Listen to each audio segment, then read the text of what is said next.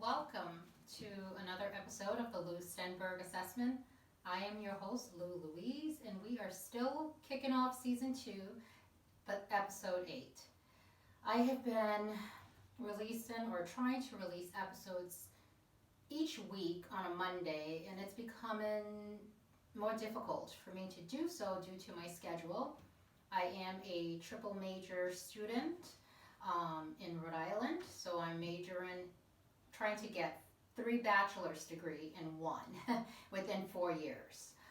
So I'm majoring in political science, sociology, and public administration. So plus I started a project in West Africa called the Rain Harvest Project, Tiny Homes. Our goal is basically to find a village that desperately needs help and go into that village, do a rain harvest water project, do tiny homes. So I started that around the time coronavirus was really getting started in the US. And the project has taken off. We hope to build the first home next year. So all the plans are in the work. So my schedule is quite full. I've got this podcast, I've got 3 bachelor's degree I'm trying to accomplish in 4 years. And then I have this project in West Africa. So, and I do want to continue with the podcast. With that being said, I am scheduling to do the podcast, but on the 15th of every month going forward after this episode. Just so that way I can provide you guys with solid content and not just because I have to record, so I'm going to say whatever. That's not who I am. So the 15th of every month, you will have a new podcast episode posted live, and you can hopefully enjoy whatever topic we are going to be discussing. But it's going to be once a month, on the 15th of every month. So I'm going to miss you, but you will still see me once a month. So last episode, which we haven't posted anything for the last 2 weeks, but last episode, which was episode 7, I spoke about this episode being about the union and institutionalized state-run institutions. I'm going to hold off on that until season 3, which is going to be next month. What I do want to touch base on today on this episode is about the Breonna Taylor grand jury decision that was rendered last week. So that seems to be really a pressing issue because everyone is divided. You have people who are saying that it's an injustice, and then you have someone who, like myself, would say the law really did what it was supposed to do with this verdict. So we're going to talk about that. Okay, so so what do we know to have allegedly happened in the early morning of March 13, 2020? We have the police account about what happened on that fateful early morning with no police footage prior to the officer being shot in the leg. Then we've got the boyfriend, Mr. Walker III, distraught accounts with many holes in his story, and a dead young woman whose prior lifestyle and poor taste in men caught up in her life. Well, cost her her life. I want to understand, because I'm sure you all do too, it is clear that the judicial system failed this young woman. First, let's talk about the careless judge that issued the no-knock warrant in an apartment complex setting. Did that judge consider the possibility that something could go wrong, as it did that morning? That the possibility of collateral damage, human lives lost, as it did for Miss Taylor? The judge was partly to blame. He or she unknowingly signed the death warrant of Miss Taylor. Then we move to both Miss Taylor and Mr. Walker III decision that morning. Because from the 1 minute body camera footage that we can see from the officer after he was shot, it is very noticeable that there were over 9 police vehicles outside of Miss Taylor's apartment that morning. So it brings me back to Mr. Walker III's eyewitness account that they heard, and I quote, "There was a loud banging at the door. Both Taylor and Walker III got out of bed and head for the door, yelling at the top of their lungs, 'Who is it?' But no one answered," unquote, for Mr. Walker's account since Miss Taylor is deceased. Did neither one of them think to look out the window? Did neither one of them think to call 911? Because if you look out the window, you will see about 9 or more cruisers outside of your apartment complex. And if that banging and you have no idea who's banging at the door, I think you're competent enough to put A and B together and realize the police is outside, there's a lot of cars, and there's a loud bang because it isn't your next door neighbor asking for sugar. So there's a loud bang, and you don't think to put A and B together that there's police, and maybe police are knocking at your door, and if it's an aggressive bang, that means, you can't be that stupid. You know exactly what that bang is. And you didn't know who was coming through the door. Was Mr. Walker nervous for some reason? Is that why he went and got the gun? We'll get on the gun subject because he is also to blame for his girlfriend's death. So let's get back. Both Taylor and Walker III, after going to the door and announcing, and nobody responded, but they were still banging at the door, Mr. Walker III went and got his handgun and fired as the police entered the home, shooting an officer in the leg. Then it is alleged that the officers returned on friendly fire, shooting Miss Taylor several times, fatally wounding her. Mr. Walker, the gunman, the aggressor, was unharmed. Mr. Walker III is partially to blame for his girlfriend's death. He may not want to hear it, but he is to blame. When you take a gun and fire it at police officers, usually it does not end very well for the person that's shooting at the officer. So I don't know what he expected to happen when you take a loaded gun and you start shooting at police officers.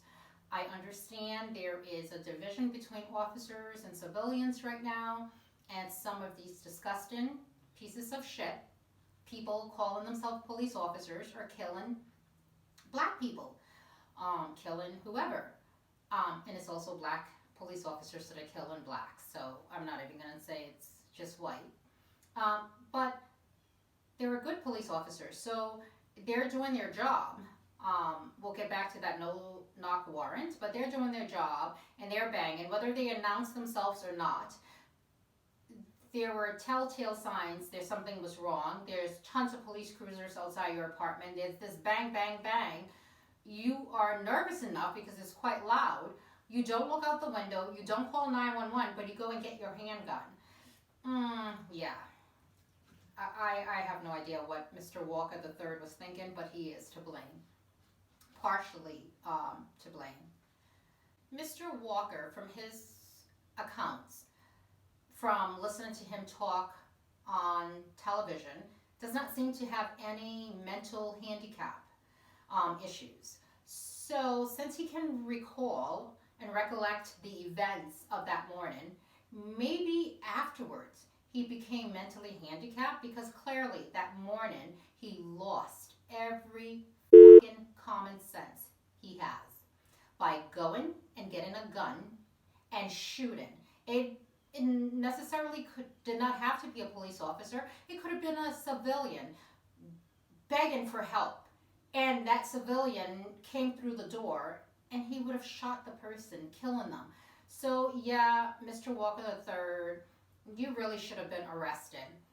You really should have, because you didn't only endanger your girlfriend's life, which led to her death, but you could have killed somebody else trying to get through. You had no idea what was going on, and you wanted to play, um, you wanted to be John Wayne. You wanted to be John Wayne. And it wasn't a movie, it was real life. But as far as the police officers on the scene that morning, I want to know what happened to your body camera footage prior to one of your officers being shot in the leg. Because did we forget to turn on the body camera? Was it malfunctioning and somehow started to work shortly after the officer was shot? Or did we turn it on when it only made us look justifiable and look like the victim? Because this is one of the most disorganized search and siege operation.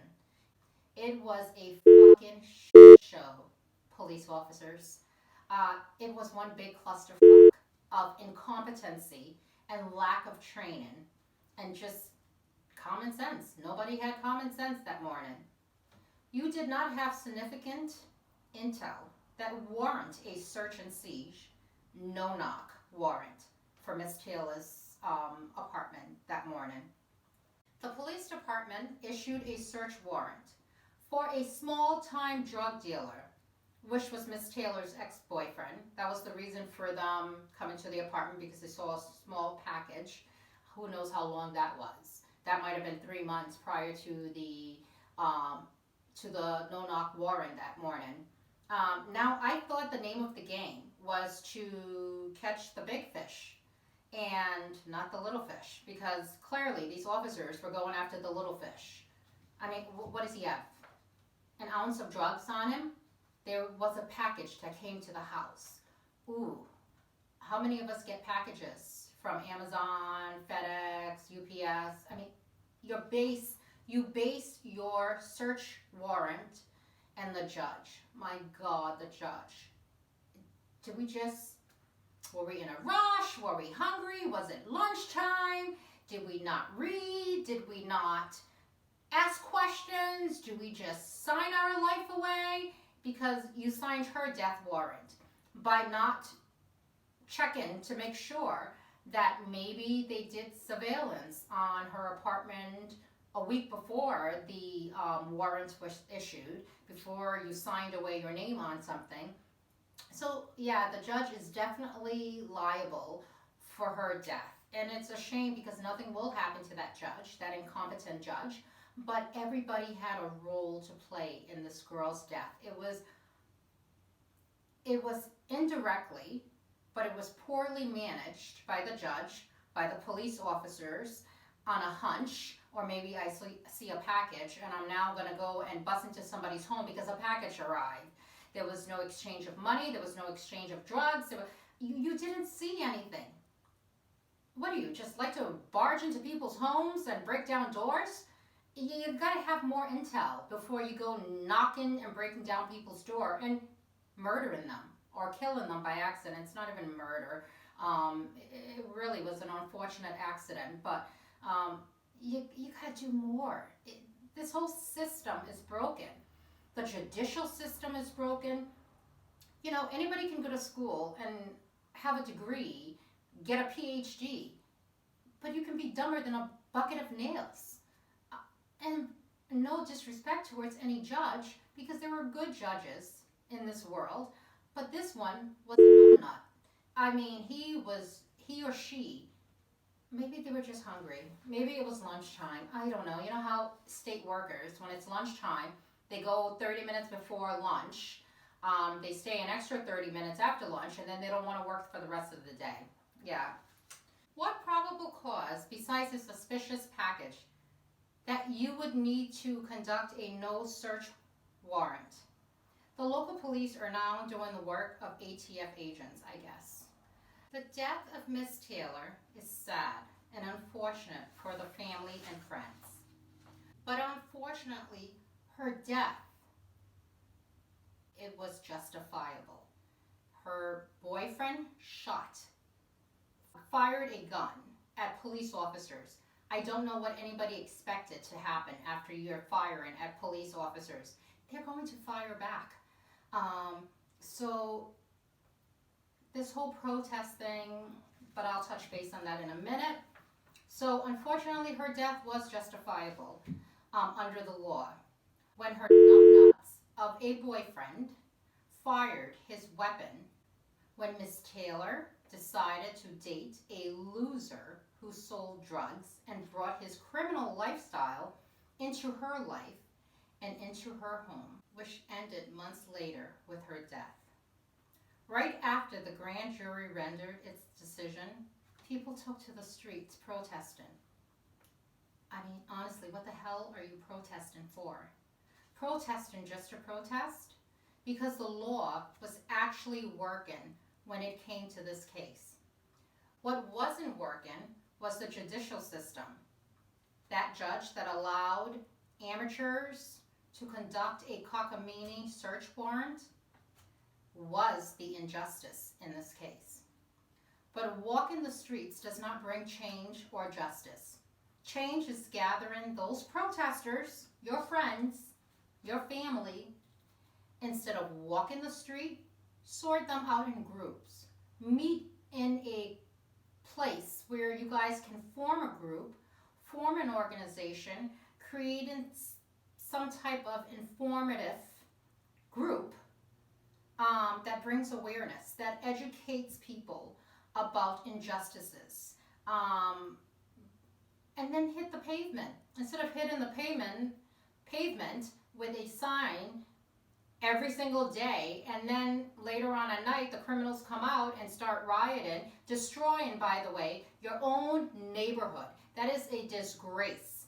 You have people coming into your neighborhood and setting it on fire and destroying the things that you're going to need the next day, the essentials you're going to need to survive. These people are coming in and you're okay with it. You are allowing this to happen because you are protesting and you are not being productive. This is what happens when you're not being productive. We see you. We see you all the time. We support you. I support you for the injustice. I hope change comes. But what you're doing every day by protesting is not productive. You are not changing a damn thing, but just walking down the street. In my country, we call it walkaba. Somebody who likes to be in the street all day. Walkaba. So you're just walkabaing around and you're not doing anything productive with your time and you're not making any change. You're making a whole lot of noise. You're destroying your very own community that you live in, and you call that change, and you want change. So get off the street. All these protesters, you come together, split off in groups, educate yourself first of all on the laws in this country, and then create pamphlets, packets, whatever it takes. Then you go and hit the streets, or mail, door-to-door mail. The post office have it. And you mail out these informative packets about injustice, inequality. And you talk to people, and you convince them, you persuade them. Elections coming up. What have you done for elections? Because it is through elections that change comes. It is not walking down the street, the damn street, with a sign in your hands all day long and, creating havoc and change. You expect change. It doesn't work that way. You look uneducated. You look like you don't even know about your own laws. You're on the street protesting about Breonna Taylor, and may her soul rest in peace. You're on there protesting and the injustice. What was the injustice was her dumb-ass boyfriend, excuse my French, who decided to take on the role of John Wayne and pull out his gun and start shooting at police officers. Common sense would tell you, what do you think is going to happen? And it was a lesson for him. It's an unfortunate lesson, but it's a lesson. And I don't even think he comprehends it. I don't even think he takes responsibility for his action. It is through his action his girlfriend was killed. It is not those officers' fault. I stand by those officers that shot Breonna Taylor. Unfortunately, she got killed in the process. But you do not start firing at police officers and think nothing's going to happen. And then you're in the street marching because you don't know your laws. You don't know what your fight is all about. You should really, if they say choose your battles very carefully, and these protesters need to choose their battles very carefully because there are victims that you should be protesting about, well, bringing change to. But this one is like beating a dead horse. You're going to lose because it's nobody's fault but her boyfriend for shooting. Maybe something worse could have happened that morning if he hadn't shot. But because he shot, he ended up killing his girlfriend. And he takes no accountability for it. He takes the blame and is shifted onto, I am the victim and this happened because I was afraid. When people are afraid, they call 911. When people are afraid, they go hide. This one wanted to be John Wayne. And that's how that movie ended, with his girlfriend being killed. So I just want you guys to be more productive. The protesters, my advice to them would be be productive. But walking down the street, it's not being productive. Every single day something happens, you get on the street. You are not changing anything. Changing things is through election. It's stop voting for the same oppressors that keep, you vote Democrat, you vote Democrat, you vote Democrat, because I have no idea why people vote Democrat. We the people. It's not about we the people anymore. I don't care if you vote Democrat. I don't care if you vote Republican. But stop voting Democrat because it is what you must do. It's what society tells you is right.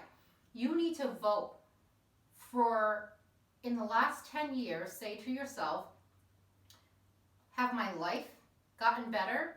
What changes has occurred because I have voted Democrat in the last 4 years? What changes has occurred because I have voted Republican in the last 4 years? You cannot cry me a river each and every time saying you're oppressed, nothing happens, racism, prejudice. Well, you keep voting for the same party every year. The same things keep happening every year. It's a definition of insanity. You are insane. Because if you think things are going to change, but you keep doing the same thing over and over, you're not going to get change. And then as a Black African woman, I don't want to hear, poor me, Black people are suffering, Black people are this, not every Black person is suffering. Because there are Black people who know, if I've been doing the same thing for the last 4 years, voting the same way, and nothing has changed, I haven't really seen any growth economically, I haven't seen socially, I would think, okay, well, why am I afraid to vote the opposite way? Could I try voting the opposite way and see what happens? Does change happen if I take that next step and vote Republican, Independent? Change comes from change. You have to change your mindset. You have to change your thought process. So I hope you exercise caution when you're voting this November. I hope you think about what changes was positive for you in the last 4 years and what changes were not, the pros and the cons. And stop just voting because society tells you you should vote for a Democrat because that's what Democrats do. They're there to help you. That's not necessarily true. You gotta try, you gotta bring change for yourself. There's nothing wrong with voting Independent. There's nothing wrong with voting Republican. But you can't keep voting for the same old thing, and the same old thing is not bringing you change.